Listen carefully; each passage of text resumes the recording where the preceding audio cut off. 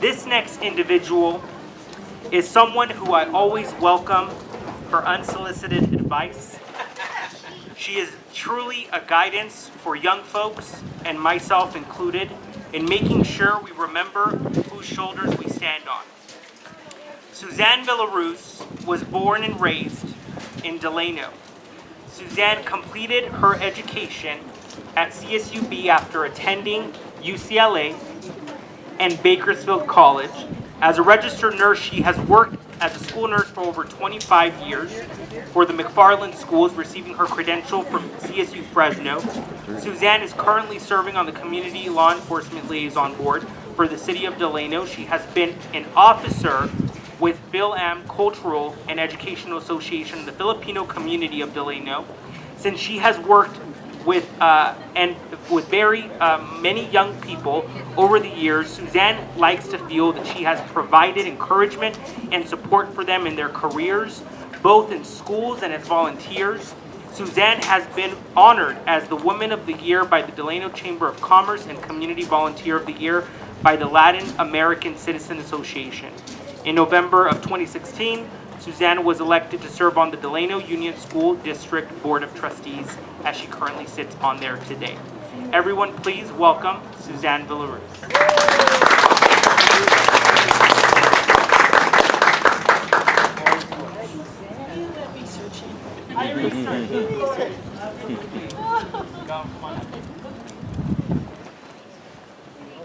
Hi, I am very honored to be here.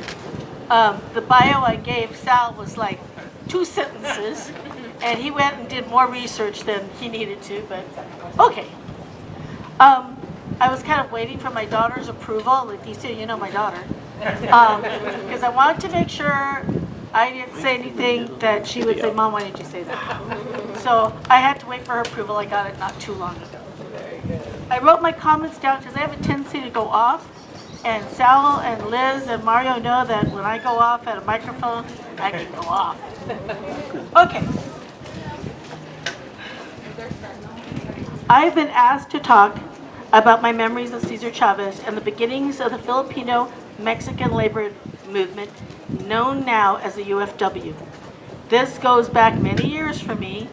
The labor movement started in 1965. I was 6.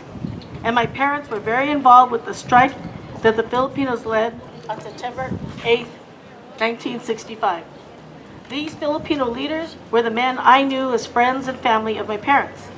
I recall loud debates and discussions of the need to change and how to get change. Many were reluctant to cause problems for their bosses, the growers, but frustration and sense of justice surpassed that initial hesitation, and the strike began. They realized how difficult it would be as the growers reached out to other groups to break the strike, and the Filipino leaders went to get Cesar Chavez to join their brave efforts. That group voted, and the UFW was in its initial start. I was 6 in 1965, and all I knew of the strike was that my parents were keenly aware of the importance of being involved and that the success of the strike and the union was all important. My parents kept us fairly sheltered from the drama playing out in our community, but the personal relationships amongst those on the front line as well as those behind the scenes were close and shared by a small group of people. Mom worked in the union offices. Dad walked the picket line. And then he would work at night to help the growers because they knew if the grapes didn't get sold, no one got paid. Mom knew Helen and Cesar Chavez as they would work to plan and organize. Mom had just given birth to my kid brother, so she could not be in the fields or walking the line. She wrote articles in El Macroyado and helped in the office. She spoke often with respect of Uncle Larry, Uncle Philip, and Uncle Cesar.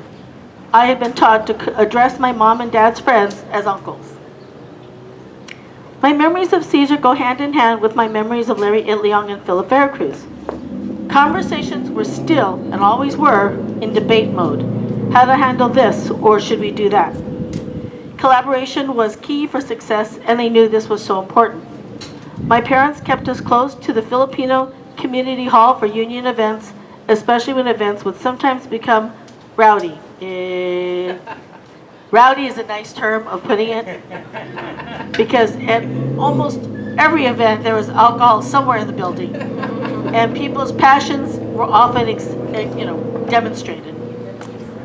Caesar was a very kind man and sought to repair relationships and create new ones. He was a man of faith, and I recall strikers going to church just prior to marching. He would greet everyone in a room when he entered and seemed so confident in knowing how to make people feel at ease. As kids, we would play outside, and sometimes we would carry on inside the building during meetings. I never heard him raise his voice to us to quiet down or stop playing. Other folks would quiet us down, but I think he looked amused and happy to know that the work they were doing would eventually benefit us kids. He, just like our Filipino uncles, would remind us to study hard and work hard. I remember the start of the fast, which he hoped would calm the more excitable members of both the union strikers and those who supported the growers. Back then, everyone had an opinion, and memories of the exact events differ almost in complete opposition, even to this day. By the time first contracts were signed, so many people breathed a sigh of relief. It was over, but it wasn't. Still so much had to be addressed. Healthcare, pesticides, hours of work. For me, it was getting toilets in the fields. I hated being told, just go into the vines. Just go. But I had to go to the bathroom. I was 16. You know how far a 16-year-old girl walks to get away from what she thinks someone might see? So I'd go a mile and then come back. Anyway, so the toilet things were real important to me. Many people moved on beyond the union and the grain fields. My father died just prior to the signing of the contracts. He never saw an increase in his wages. After almost 40 years of working hard in the sun, he died without knowing change was about to happen. My mother had moved on to training and worked in a hospital, which paid so much better. We were lucky because she began the training just about a month before Dad passed. Cesar called Mom during our time of loss. She appreciated that so very much from him. Excuse me. Part of my remarks are to include how to continue the legacy of Cesar Chavez. And this is a story that not a whole lot of people know. Not many folks remember that Cesar went to the Philippines as a guest of then dictator Ferdinand Marcos. This angered so many people here and in the Philippines. How could Cesar even talk to this man who deprived the democratic rights of his people with violence and oppression? Looking back, I think Cesar wanted to show this dictator how wrong he was to treat his own people with such dismissiveness. Cesar even joined workers in the rice fields, I believe, to show his solidarity with the workers of the Philippines and not the actions of that corrupt government. He showed by example that he was actually against the oppression and violence being experienced in the by the Philippine people under this regime. He did this because Cesar did not feel change could be effective through violence or disruptive behavior, but by demonstrating the best of people in a peaceful way. He continued his fight for justice with his continued environmental work, which he was doing at the time of his passing.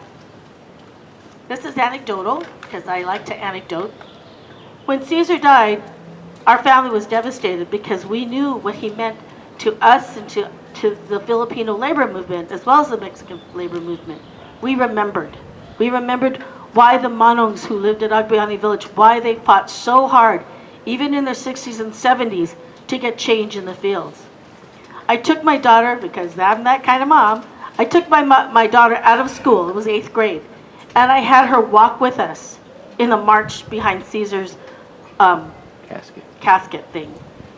And it was emotional, it was beautiful, and the amount of people that were there to celebrate the life of this man was so amazing. And for me, it was hard. We took my mom out there, and she was old, because Mom knew Ethel Kennedy was going to be there, and she wanted to shake Ethel's hand because she really felt that Ethel was such a lady. So we took my mom all the way, hauled her all the way out there, all the dirt and dust, and she went up and she said hello to Ethel Kennedy. And then our family stood on chairs as we looked for the other Filipino families that we felt should be there This was our movement too. And sadly, they weren't. And I thought to myself, I need to educate these people, these young people. They need to know that the reason why they can fly over from the Philippines and get jobs was the work of the men who came before them, on whose shoulders they stand on. And that is why I volunteer for so many different things. And I think I communicated that sense of service to my daughter, and I can hardly wait to start I've dragged my grandson. He has marched in pride parades when he was 2. He posed for both for library funding when he was 18 months. I've got that kid on posters because he's been to the California Dem conventions and been poster child there. So it's not grandmother's influence. It's the need of our world. We have to serve. We have to educate, and that is one thing that I know Cesar Chavez taught us all. Thank you. You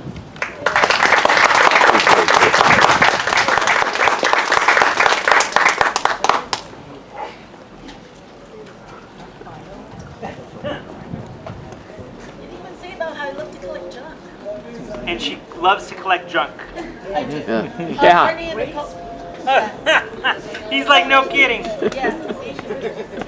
I do. Thank you. Always love hearing from Suzanne and her guidance. Always appreciate it.